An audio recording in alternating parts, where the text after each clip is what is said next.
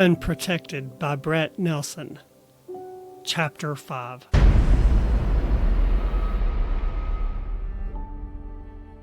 Hey honey, what you having this morning? James forced himself to scan over the menu offerings in search of healthier alternatives than his usual breakfast choices. He glanced up at gum-smacking Debbie and tossed the menu aside. Give me 3 pancakes and 4 extra crunchy bacons. She hovered a pencil over her order pad with a sly smile. Yesterday you said you were eating healthier. You sure you don't want a yogurt with granola instead? He shrugged. I ate healthy yesterday, so baby steps. Rome wasn't conquered in a day, right? She scribbled on the page and tore it off the pad. It's like I always say, honey. The diet starts tomorrow. I guess you could crumble a bran muffin on top of my pancakes. That'll make 'em healthier. He turned to the man next to him when she cackled and disappeared through the swinging doors. Anything good happening in the world today, Sheriff? I could sure use a dose of good news. Sheriff Connor lowered the newspaper with a grunt. Other than Jesus saves, I think good news is a thing of the past. This country of ours is in trouble. James didn't entirely agree with the pessimistic assessment of the nation, but he found the Jesus saves statement amusing since Sheriff Connor, as far as he knew, wasn't a religious person. Things are bad for sure, but we're not in the toilet yet. Not only are we in the toilet, this government of ours is about to flush. James chuckled and pulled out his phone to glance at the calendar of events for the day. His eyes grew wide when a local news channel notification popped up on his screen. What in the bloody tarnation? Sheriff Connor growled.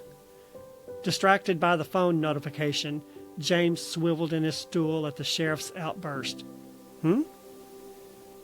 Sheriff Connor punched the air with his finger. Would someone please turn up that dad-blasted television? Confused, James spun back around and glanced up at the flat screen. The words that ticked across the news report in a blood-red colored crawler brought fear to his heart. Happening now. Congress votes affirmatively to new amendment. Citizens must give up firearms. Information to follow.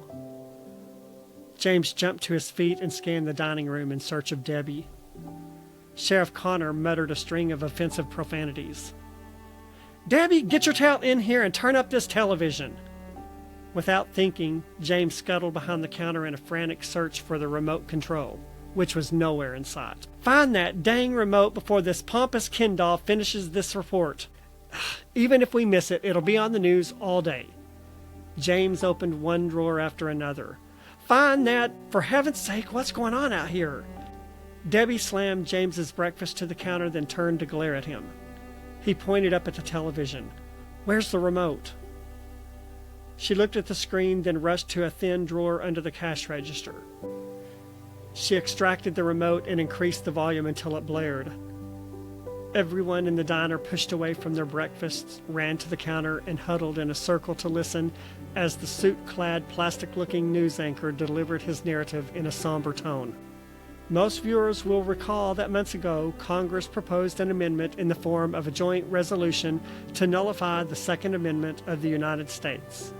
Both the House of Representatives and the Senate, by separate majority vote, approved the amendment. Once fully approved, the new amendment would repeal citizens' right to bear arms. Stop telling us what we already know, you blow-dried buffoon, Sheriff Connor snarled. Get on with it already. A woman turned and glared at him. Sheriff, please, we can't hear over your blustering.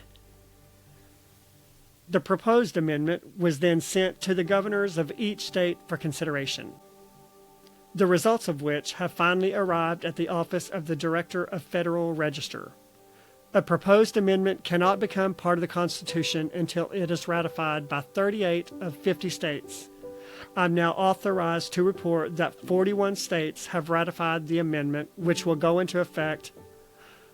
What does that mean? Cried one of the women amid the flurry of voices that rose to a loud crescendo. Sheriff Connor raised his hands. People, let's quiet down and listen. We'll discuss it later. The states who didn't ratify the proposed amendment are as follows: Arkansas, Oklahoma, Tennessee, Texas. Oh my word, will they really force us to hand over our guns? How will we protect our families? My sister lives in Kansas and her house was broken into earlier this month. If it weren't for her guns to... Sheriff Connor placed a hand on her arm. Calm down, Mary. Let's all be quiet so we can hear the television. There's no need to panic. She sniffled and fell silent. James placed his arm around her in a show of support because he understood how she felt. This was devastating news for the entire country. Local military in every county will set up drop-off points, so refer to local news agencies for instructions specific to your county's drop-off information. I reiterate, all citizens are required to comply with the newly established law. By the date and time set by government officials, citizens must have turned over all the guns in their possession. Refusal to comply will subject offenders to the strictest punishments permissible. We ask that citizens comply in a timely and courteous manner.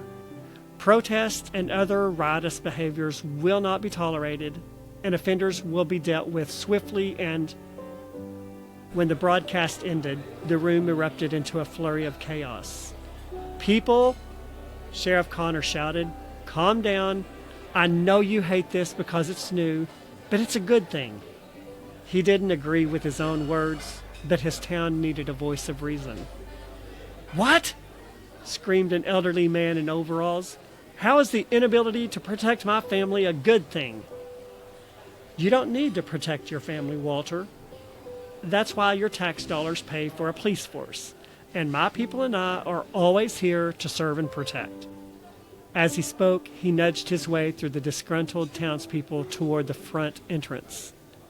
If you'll excuse me, I need to get to the office and wait for further instructions. As he pushed outside into the arid air, he released a heavy sigh at the weight of the task that lay ahead of him.